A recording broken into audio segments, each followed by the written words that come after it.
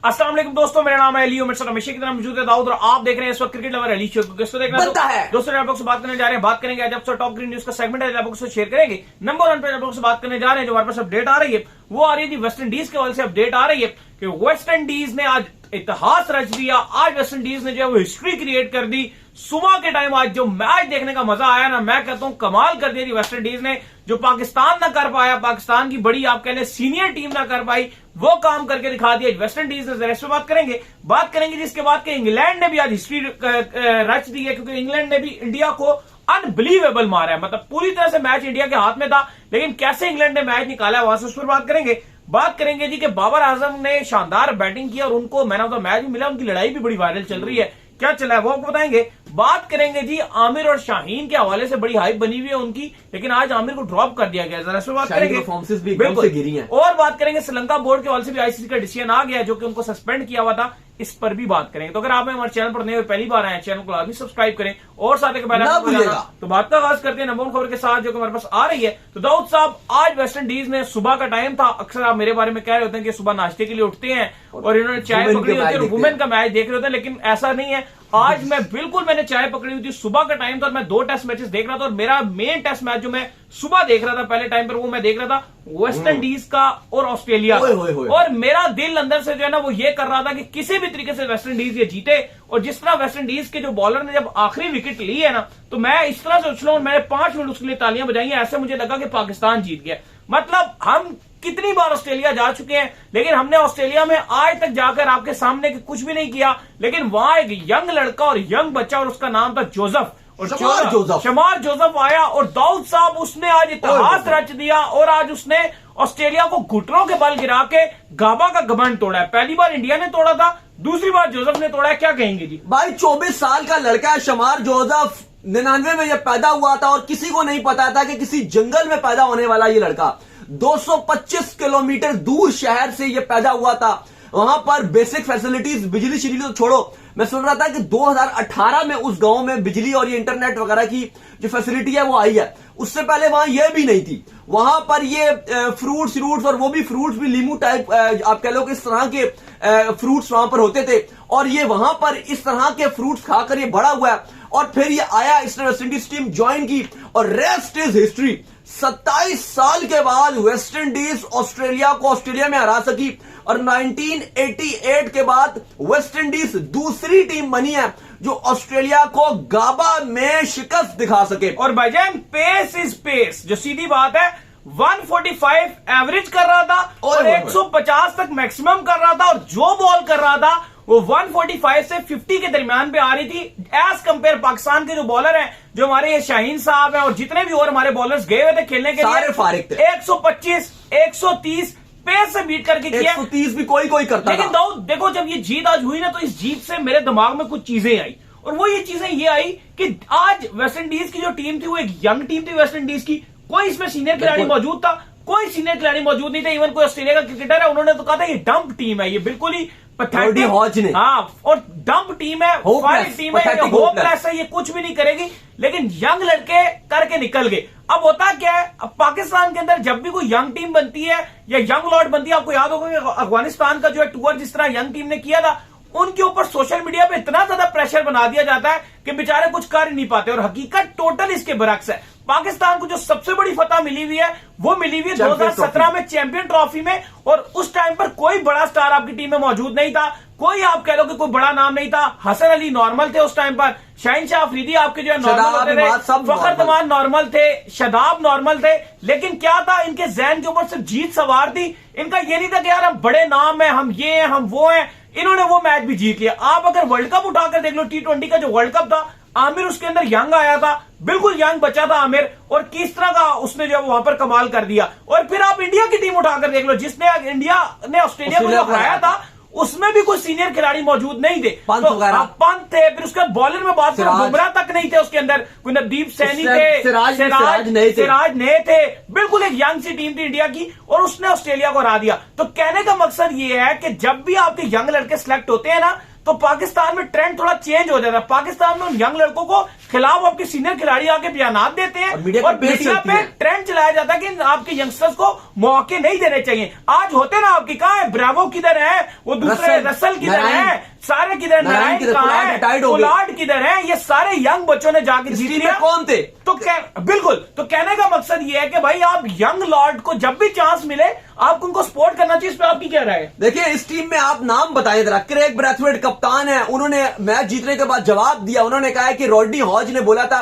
कि team pathetic और clueless. उन्होंने अपने मसल्स दिखाए, उन्होंने उसके बाद उन्होंने आके दिखा के बोला कि ये जवाब है। और वहां से कमेंटेटर भी बोल रहे थे कि इन्होंने not pathetic, we are not hopeless. और हमने ये बता दिया सीरीज 1-1 से बराबर की। इस टीम में क्या मैकेंजी है, चंद्रपाल है, थानसे हैं, हॉज है, ग्रीव्स है, डा सिल्वा है, भाई वो कह रहा था भी तीसरा जोसेफ है, जीत जाते। बिल्कुल, ये सही बात थी। वो कह रहा अच्छा, मैच के ऊपर आते हैं। कल जब दिन का खत्म हुआ, स्मिथ खेल रहे थे, साथ इनके ट्रेविस हेड थे और ऑस्ट्रेलिया की ठीक ठाक पोजीशन नजर आ रही थी। 62 कोई था और 2 आउट थे। जब 112 तक 2 ही आउट थे तो ऐसा लग रहा था कि ये मैच ऑस्ट्रेलिया आराम से ले जाएगा। वहां पे जब कैमरन ग्रीन की विकेट गिरी, उसके बाद फिर ट्रेविस हेड आए, वो एकदम 0 पे गए और उसके बाद हमने देखा कि मैच का नक्शा ही बदल गया और फिर वेस्ट इंडीज को वो जीत की लगन आई। और क्या अली साहब एग्रेसिव बॉलिंग हुई है, एग्रेसिव कप्तानी की है और उन्होंने मैच की एक एक बॉल को चीयर अप किया वेस्ट इंडीज क्रिकेट ने। इवन मैच जब खत्म हुआ, थ्रिलिंग अब वो मूवमेंट था। स्मिथ ने बहुत ह्यूज किस्म की फाइट की, अकेले खड़े गए, 10 रन रह गया था, 4 बॉलें खेल ली थी स्मिथ ने। चौथी बॉल में स्मिथ ने जो है सिंगल लेकर दिया, हेजलवुड सामने आया। और मैं कब से जो है जब 1-2 ओवर हो गए थे, मैं हमेशा यही कह रहा था कि जिस टाइम इस जोसेफ के सामने आया ना, क्योंकि दूसरे जो है ना वो दूसरे जोसेफ बॉलिंग कर रहे थे, उनकी कोई मजे की पेस नहीं आ रही थी। मैंने कहा इसके सामने टेल एंडर आया ना, ये लड़का नहीं छोड़ेगा भाई। इसका टो टूटा हुआ था आगे से, इसको जो है बॉल लग गया था, इसको बॉल लगा था, मिचेल स्टार्क ने मारा था जिसमें रिटायर्ड हर्ट हो गया था। इसका आगे से चलने आपने देखा होगा, जब ये चल रहा था थोड़ा लंगड़ा के चल रहा था बॉलिंग, लेकिन जब ये भाग के कर रहा था 145 से नीचे तो कर ही नहीं रहा था ना, तो इसका टो टूटा हुआ था। लेकिन जब इसके सामने हेजलवुड आया, इसने वो विकेट उड़ाई और उसके बाद जो सेलिब्रेशन हुई, मैं कहता हूं मजा ही आ गया। नहीं भाई, बहुत ही कमाल किस्म की इसने बॉलिंग किया और वेस्ट इंडीज क्रिकेट ने तारीख रकम कर दिया। 21वीं सेंचुरी में वेस्ट इंडीज 5वीं टीम बन गई है जिसने ऑस्ट्रेलिया को ऑस्ट्रेलिया में हराया। 27 साल के बाद वेस्ट इंडीज को ऑस्ट्रेलिया के अंदर ऑस्ट्रेलिया के अगेंस्ट जीत मिली है। और गाबा में तो 1988 के बाद नहीं है वो कोई भी टीम नहीं हरा सकी, सिवाय अब इंडिया ने हरा दिया और इन्होंने हरा दिया। हाँ, वो उसके अलावा तो कोई टीम आपका होकर जीत ही नहीं सकी। लेकिन बहुत बड़ी जीत थी ये, बहुत ही शानदार किस्म की जीत थी। और आई थिंक ये एक मैसेज है हमारे पीसीबी के लिए भी, हमारी पाकिस्तान की टीम मैनेजमेंट के लिए भी, यंग लड़कों पे भरोसा करो, हफीज के लिए भी। वो जो कहते हैं हमने डोमिनेट किया, हमने ये किया, हमने वो किया, भाई डोमिनेट कुछ भी नहीं होता। उस टाइम भी ऑस्ट्रेलिया ने डोमिनेट किया था, 75 रन से आप हारे थे और आप बोलते हो हमने डोमिनेट किया था। बात यह है कि आप यंगस्टर्स को चांस देते हुए हमेशा कतराए हो, आप हमेशा यंगस्टर्स को चांस देने से डरते हो और अगर चांस बिल आकर दे दो तो एकदम से बातें शुरू हो जाती है, उसको क्यों ड्रॉप कर दिया, उसको क्यों ड्रॉप कर दिया। अभी न्यूजीलैंड वाली सीरीज की भी अपडेट आ रही थी कि 5वीं T20 में इवन बाबर आजम को कहा जाता है शायद उनको आराम करा दे, लेकिन टीम मैनेजमेंट ने कहा नहीं। इवन बाबर आजम भी चाहते कि मुझे आराम करवा दो 5वीं T20 में। यहाँ पे ये 5 T20 जो थे इसमें इवन कहा जाए, पहले जो अपडेट थी कि बाबर रिजवान को 2-3 खिलाएंगे फिर आराम करा देंगे। जब 3-0 हो गया था वो टाइम था कि इवन मैं तो ये बोला था जो आपके सीनियर प्लेयर्स हैं सबको बेंच कराओ। आपने यंगस्टर साइद फरहान एक मैच में उसको 5 में चांस दिया, एक मैच में नंबर 7 में चांस दिया। मुझे ये बताओ साइम अयूब को 5 में ड्रॉप भी कर दिया। नजम सेठी को बहुत बड़ा क्रेडिट है इस चीज का कि उसने जो आपकी यंग टीम बनाई थी, आपने उस यंग टीम को बेचारी को इतना रगड़ा था, मीडिया के थ्रू रगड़वाया, बाइकॉट करवाया और पता नहीं क्या क्या करवाया। मुझे ये बताओ जो आपकी पूरी सीनियर टीम गई थी उसने अफगानिस्तान के अगेंस्ट क्या पटा था वर्ल्ड कप में? कुछ भी नहीं किया। हार कितना अफगानिस्तान के अगेंस्ट। आपकी सीनियर टीम एशिया कप हारी, आपकी सीनियर टीम वर्ल्ड कप से फारिग हुई, आपकी सीनियर टीम ने टेस्ट फारिग किया, आपकी सीनियर टीम ने T20 सीरीज जो न्यूजीलैंड की वो भी जाके फारिग की। तो कहने का मकसद ये है कि भाई जब यंगस्टर की टीम बना करे एज कंपेयर अपने पसंदीदा खिलाड़ियों को सपोर्ट करने की निस्बत इनको सपोर्ट मिलेगी, क्योंकि दूसरी तरफ भी बहुत बड़ा हीरो है। आज एक और मैच भी हुआ था और वो हुआ था उस पर आते हैं इंडिया, उस पर आते हैं। लेकिन फिर मैं बता रहा हूं कि अब क्रेग ब्रैथवेट ने जैसे बोला कि रॉड्नी हॉग जो है उन्होंने हमें बोला था कि हम पैथेटिक और क्लूलेस हैं, तो उसके बाद हमने उनको जवाब दिया। आपको ग्रेग चैपल कितनी बार बोलते रहे कि भाई ये कंपटीशन ही नहीं करते, ना आया करें। इनको ऑस्ट्रेलिया ने बुलाया करो, आप भी उनको जवाब दे दो ना, हमें भी जवाब देना चाहिए ना, हम भी जवाब दें, ऐसे हमें भी मजा आए, हम भी बोलें कैसे उन्होंने मसल्स दिखाए हैं, हम भी मसल्स दिखाए, हमारा भी कोई लड़का मसल्स दिखा दे, हम यहाँ से बैठ के उनको पूरी बाएं दिखा देंगे, हम भी दिखा देंगे। तो ये होना चाहिए, करो तो हम भी कुछ करें ना, अब तुम करो ना तो हम यहाँ बैठ के करें, तो फिर वो एक अलग कहानी जो है वो निकल आती है। चलो आज एक और तारीख रकम हुई वो की है इंग्लैंड और इंडिया, और वहां पर भी यंगस्टर छाया है जी। आज यंगस्टरों ने कमाल करके रखा है। ऐसा लड़का जिसने डेब्यू किया, एक लड़का जी जिसको इंडिया वीजा नहीं दे रहा था, जो उनकी जो गवर्नमेंट है आप कह लें एम्बेसी है, वो वीजा नहीं जारी कर दी, इन्होंने प्रोसीजर नहीं किया, ये है वो, उनकी रिप्लेसमेंट में एक और बंदे को इन्होंने खिलाया जिसका आज से पहले आपने नाम भी नहीं सुना, टॉम हार्टले। उसने 7 विकेट्स लिए इंडिया में, और इंडिया के अंदर हराना खाला जी का घर नहीं है टेस्ट में। भाई इंडिया 2013 से 2022 तक सिर्फ 2 टेस्ट मैच हारा है जी, और कोई सीरीज नहीं हारा, और लास्ट रोहित शर्मा की कप्तानी में इंडिया 3 टेस्ट मैचों में 2 हार चुका है। और सबसे इंटरेस्टिंग जो बात है वो ये है कि पहली बार ऐसा हुआ है कि इंडिया को घर में 100+ की लीड मिली हो। 246 पर इंग्लैंड ऑल आउट हुई थी और जवाब में इंडिया ने कुछ 421 रन बनाए थे बोर्ड में, और उसके बाद इतनी बड़ी लीड थी इंडिया के पास, इतनी बड़ी लीड थी, और उसके बाद Ollie Pope, remember the name the Ollie Pope, Ollie Pope ने 196 रन की पारी खेली। 3 स्पिनर इंडिया की 11 में शामिल थे, रविचंद्रन अश्विन नंबर 1, रविंद्र जडेजा आईसीसी की नॉमिनेशंस में, क्रिकेटर ऑफ द ईयर की नॉमिनेशंस में, रविचंद्रन अश्विन टेस्ट की नॉमिनेशन में, रैंकिंग में वो नंबर 1, और अक्षर पटेल भी ऑलमोस्ट टेस्ट में अनप्लेबल हो जाते हैं। ओली पॉप का वो एक कैच छोटा था जो अक्षर पटेल ने छोड़ा था, लेकिन उसके बाद उन्होंने रेस्ट इज हिस्ट्री लिख दी, और भारत की तारीख में आज आप कह लो कि जो 100+ की लीड में कभी भी नहीं हुआ कि इंडिया घर पे हारा हो, लेकिन बहुत ही थ्रिलिंग ये मैच रहा है। 231 का गालिबन टारगेट था और वो इंग्लैंड ने डिफेंड किया, कर्टसी टॉम हार्टले जिसने 7 खिलाड़ी आउट किए, और जो भाईजान जिसने ओली पॉप जिसने जो है मार के जो है बुरा हाल कर दिया, 196 रन तो ओली पॉप बना गया वही ना। और इसके अलावा बेन स्टोक्स ने आज उन्होंने कहा कि हमने इससे पहले भी बड़ी जीतें ली हुई थी जब मैंने कप्तानी में टेक ओवर किया था, लेकिन वो कहते हैं कि ये सबसे बड़ी श्योरली ये सबसे बड़ी हमारी जीत है, क्योंकि अगर कोई बाहर की सीना कंट्री की टीम एशिया में आके स्पेशली ओली पॉप ऐसी नॉक खेले, या आप कह लो इंडिया इस टाइम अगर आप देखो घर पे उसको हराना तकरीबन नामुमकिन ही है। वो पिचे बहुत अपनी जबरदस्त बनाते हैं और बहुत अच्छे टर्न करते हैं, और उनके जो स्पिनर है वो अपनी कंडीशन को बहुत जबरदस्त यूटिलाइज करते हैं एज कंपेयर पाकिस्तान या अदर नेशंस। लेकिन इंग्लैंड ने कमाल कर दिया, कमाल कर दिया, बहुत बड़ी जीत लिया इंग्लैंड में सही सेलिब्रेशन बन रही है, और आपको ही क्रेडिट देना पड़ेगा। बेन स्टोक्स ने जब से कप्तानी लिया, उससे पहले क्या हाल था, इवन इंग्लैंड रूट की कप्तानी में वेस्ट इंडीज के अंदर वेस्ट इंडीज को नहीं हरा सकी, इतनी थकी हुई टीम थी वेस्ट इंडीज उस टाइम। लेकिन स्टोक्स ने उसके बाद ना सिर्फ न्यूजीलैंड को पेला, पाकिस्तान में आके हमारी फ्लैट डुट्टो में हमें 3-0 किया, 500 मारा। सियासत नहीं है ना, वो वहां पे जो कैप्टन बनता है उसका सही साथ भी दिया जाता है, एग्रेसिव कप्तानी कर रहे हैं। इवन एशेज में ऑस्ट्रेलिया को भी इन्होंने हरा ही दिया था और ड्रॉ हो गई सीरीज। एक मैच आप कह लो कि वो भी कैच कुछ छुटा और वो भी बॉलर्स ने ऑस्ट्रेलिया को जिता दिया, पैट कमिंस ने बड़ी अच्छी बैटिंग की, और एक मैच में बारिश हो गई, वरना ऑस्ट्रेलिया हारा हुआ मैच था और मैच ड्रॉ हो गया, फिर भी सीरीज बराबर हो गई थी। लेकिन भाई आपको तारीफ करनी पड़ेगी, बेन स्टोक्स इस टाइम इंग्लिश टीम को और टेस्ट क्रिकेट को एक अलग ही लेवल पे ले गया। आज दोनों टेस्ट मैच थे, वेस्ट इंडीज ऑस्ट्रेलिया का, वो भी अपने पीकों पे था, जोबन में था, और दूसरी तरफ ये इंग्लैंड और इंडिया का टेस्ट मैच था, ये भी अरूजों पे था, और टेस्ट क्रिकेट अपने पीक पर थी। आज टेस्ट क्रिकेट की सही मायनों में जीत हुई है। बिल्कुल।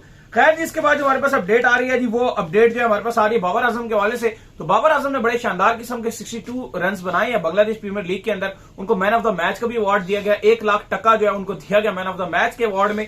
लेकिन जो इंपॉर्टेंट चीज थी वो ये थी कि इसके अंदर बाबर आजम की लड़ाई हुई विकेट कीपर के साथ, जो बड़ी वायरल चल रही है। नहीं, बाबर आजम की बड़ी वो लड़ाई कल हुई थी, कल से बहुत वायरल चल रही थी। कल बाबर आजम ने बैटिंग की अच्छी की, पहले मैच जो है वो खेला जा रहा था, पहले रंगपुर राइडर्स ने बैटिंग की, जहां पर 183 रन बोर्ड पे लगाए। बाबर आजम ने 62 रन बनाए, 46 गेंदों पे 5 चौके बाबर आजम ने मारे और 1 छक्का मारा। उमर जई और नीचे से भी बड़ी अच्छी किस्म की हार्ड हिटिंग हुई, और फिर ढाका जो है वो टोटल 104 रन पर ऑल आउट हो गई, और इस तरीके से बाबर आजम की टीम जीत गई, और बाबर आजम को शानदार 50 बनाने के ऊपर मैन ऑफ द मैच का अवार्ड दिया गया। ऐसी पिचेस में हमने देखा कि बाबर आजम कंफर्टेबल होते हैं और अच्छी परफॉर्मेंस दिखाते हैं। बिल्कुल। खैर जिसके बाद जो हमारे पास अपडेट आ रही है जी, वो आ रही है आमिर और शाहीन के हवाले से। तो बड़ी हाइप बनी हुई है इंटरनेशनल T20 लीग की इन दोनों खिलाड़ियों की वजह से, लेकिन आमिर को जो है वो अब आज ड्रॉप कर दिया गया, और आमिर को जब से ड्रॉप किया गया तो शाहीन की भी कोई खातिर खा परफॉर्मेंस जो है वो उस तरह से नहीं आई। खैर पिछले मैच में तो दोनों ने परफॉर्म नहीं किया था, तो बस गुजारा चल रहा है। देखो कल भी मैच खेला गया था। कल की अगर बात की जाए तो शाहीन शाह अफरीदी ने कल 4 ओवर डाले, 31 रन दिए। आमिर ने 3 ओवर डाले, 22 रन दिए। एक खिलाड़ी आउट किया, रन आउट भी किया। कल भी दोनों की अच्छी बॉलिंग थी, लेकिन कल आपका जो मसला चल रहा है, एक तो टाइमिल मिल्स जो बहुत ही पिटे हुए हैं, अभी पीएसएल भी आपके खेलने के लिए आएंगे, हम देख लेंगे, बहुत ही रन मशीन बने हुए हैं। उन्होंने 3 ओवर में 45 खाया। और दूसरे आपके जो शदाब खान साहब हैं, पिछले मैच में भी बेकार बॉलर थे, जो कल खेला गया मैच उसमें भी बेकार बॉलर, लगातार उनका जो पैथेटिक सेशन है वो चल रहा है। कल भी उन्होंने 3 ओवर में 36 की मार पड़ी, पर ओवर में औसतन 12 रन से उनको मार पड़ रही है। शायद आज कुछ कर रहे हैं, आज भी खेल रहे हैं, लेकिन ओवरऑल शदाब खान का भी टोटल डाउनफॉल है। और आमिर और ये शाहीन की टीम हार गई, लेकिन वजह ये थी कि इन दोनों ने बहुत अच्छी बॉलिंग की। हसरंगा ने 4 ओवर में 12 रन दी, उन्होंने भी बड़ी अच्छी बॉलिंग की, 2 खिलाड़ी आउट भी किए।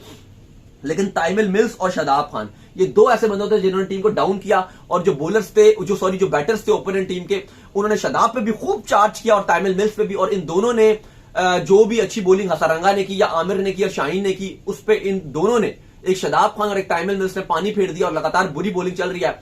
आज फिर मैच खेला जा रहा है डेजर्ट वाइपर्स का, लेकिन आज जो है वो हैरानकुन तौर पे मोहम्मद आमिर को आराम करवा दिया गया है। मे भी उनका कोई फिटनेस मसाइल हो, मुझे ऐसा लग रहा है, क्योंकि ड्रॉप तो वो बनते नहीं थे। ल्यूक वुड खेल रहे उनकी जगह। लेकिन मसला अली साहब यह है आज कि शाहीन शाह आफरीदी जो है वो बगैर आमिर के आज बड़े पावर प्ले में भी मार पड़े थे। कोई 2 ओवरों में उन्होंने अभी देख रहा था, मैच भी लगा हुआ था, कोई इतनी अच्छी बॉलिंग नहीं की थी। शाहीन को ना साथ एक दूसरा थोड़ा बॉलर चाहिए होता है, लाइक नसीम शाह भी जब उनके साथ थे ना, हाँ। तो नसीम शाह की कंपैरिजन में शाहीन और आरिश दोनों ही बेहतर बॉल कर रहे थे।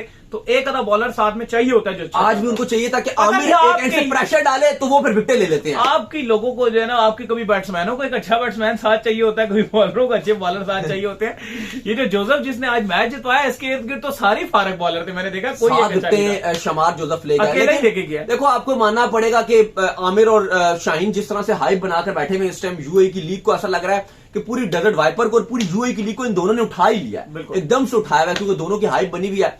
आई होप के लीग में ठीक है खेल रहे हैं, लेकिन अगर आमिर पाकिस्तान टीम में आए, शाहीन उनको वर्ल्ड कप में लेकर जाए, तब थोड़ा मजा आएगा कि आमिर, शाहीन, नसीम शाह ये ट्रायो हमारा बने तो मजा आएगा। ऐसे लीगों में हमें तो कम से कम मजा इतना नहीं खैर, आता। इसके बाद हमारे पास अपडेट आ रही है जी, वो आ रही है श्रीलंका बोर्ड के हवाले से। तो अपडेट ये आ रही है कि श्रीलंका जो बोर्ड है, उनका जो सस्पेंशन है वो खत्म हो गया जी। देखिए आईसीसी ने हमें ऑलरेडी, क्योंकि हम आईसीसी से एक्रीडेटेड जर्नलिस्ट हैं, तो हमें जो है वो 1-2 घंटे पहले आईसीसी का ईमेल आ गया था और उस पर उन्होंने हमें कंफर्म कर दिया था। जितने हमें नहीं, मतलब आपके जितने आईसीसी से जो एक्रीडेटेड जर्नलिस्ट होते हैं, उन सबको आईसीसी पहले कन्वे कर देता है मैसेज। तो आज आईसीसी ने ऑफिशियली तौर पर पूरी डॉक्यूमेंट्री जो है, आप कह लो कि पूरी जो उनका जो जैसे पूरा एक आप कह लो कि पेपर होता है, वो पूरा उन्होंने भेजा है, सबको फॉरवर्ड किया, जिसमें उन्होंने यही लिखा है कि श्रीलंकन क्रिकेट बोर्ड को जो सस्पेंड किया गया था उनके पॉलिटिकल इन्वॉल्वमेंट की वजह से, वो इमीडिएट इफेक्ट के तौर पे खत्म किया जा रहा है। और वजह ये बताइए कि अब आईसीसी को लगता है, और आईसीसी की जो टीम थी उसको अब लगता है कि उनकी जो इन्वॉल्वमेंट है अब वो नहीं रही, इसलिए वो अलाउ है। और कोई भी आईसीसी इवेंट अगला जो T20 वर्ल्ड कप है वो भी श्रीलंका के पास है, जो इंटरनेशनली है, तो वो कोई भी इवेंट्स आईसीसी के जो होस्ट कर रहे होंगे वो भी मतलब म्यूचुअली वो होस्ट करेंगे, तो वो भी सब अब कर सकेंगे और तमाम अब उनको इजाजत दे दी गई है। अच्छा खैर, वो याद है जी आपको जो है वो कमर भाई बड़ा सलाम दे रहे थे, कहते हैं जरा शो में जो है वो आपने सलाम देना है। चले जी, तो मेरे ज़हन से निकल अस्सलाम गया, मुझे वालेकुम। याद आया। ठीक है जी, तो उम्मीद करते हैं आज हमारे शो आपको आएगा पसंद। आप वीडियो को लाइक कीजिए, हमारे चैनल को सब्सक्राइब कीजिए, साथ ही बेल आइकन को बजाइए, एक और काम कर लीजिए इंस्टाग्राम पर जाइए, उनको फॉलो कीजिए। बिल्कुल, इंस्टाग्राम में मुझे फॉलो कर लीजिए, वहां पे मैं मौजूद हूँ, दाऊद क्रिकेट के नाम से। अगर आपको सवाल हो तो भेजिएगा और इनको भी फॉलो कीजिए। मैं जो क्रिकेट लवली ऑफिशियल के नाम से लिंक डिस्क्रिप्शन में, उनको जाइए फॉलो कीजिए। फिर आपसे नेक्स्ट वीडियो। अल्लाह हाफिज़, ख्याल रखिएगा।